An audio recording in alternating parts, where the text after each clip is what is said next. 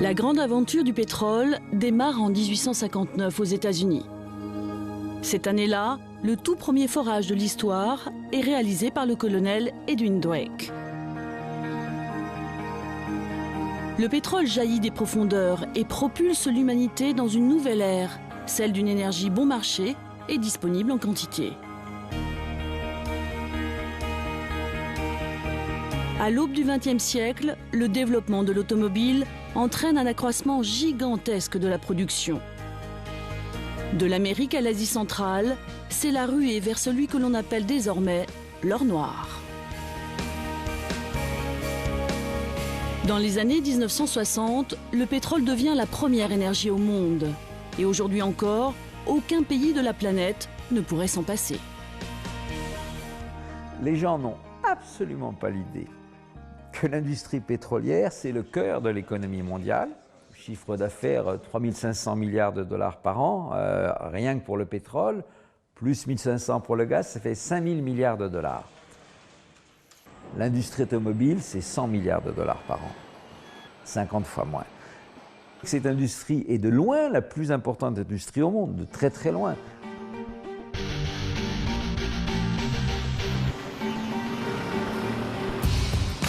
Le principal moteur de cette industrie florissante est sans conteste le secteur des transports. Voitures, avions, bateaux, le pétrole est indispensable à l'ensemble de nos déplacements. Et aujourd'hui, 80% des barils extraits sont transformés en carburant. Essence, gasoil, kérosène, fioul ferroviaire ou maritime.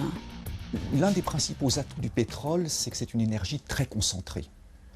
Sous un volume faible, il y a une énergie extrêmement importante. Ce qui est très important pour le secteur des transports. Une voiture, il ne faut pas évidemment que l'espace occupé par le moteur et le poids de ce moteur soit évidemment considérable. Donc là, c'est vraiment dans ce secteur-là des transports que cette caractéristique d'énergie concentrée joue en faveur du pétrole. Dans un baril de pétrole se trouvent en effet 159 litres d'énergie sans égale, l'une des ressources les plus denses découvertes par l'homme. Contrairement au gaz ou au charbon, l'or noir est aussi très facile à transporter. Le pétrole a la chance d'être un liquide.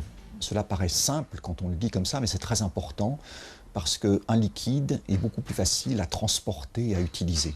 Le transport du pétrole sur de longues distances à travers le monde coûte très peu cher par rapport à son coût de production. Grâce à cette source d'énergie unique, le parc automobile mondial a été multiplié par 9 au cours des 50 dernières années.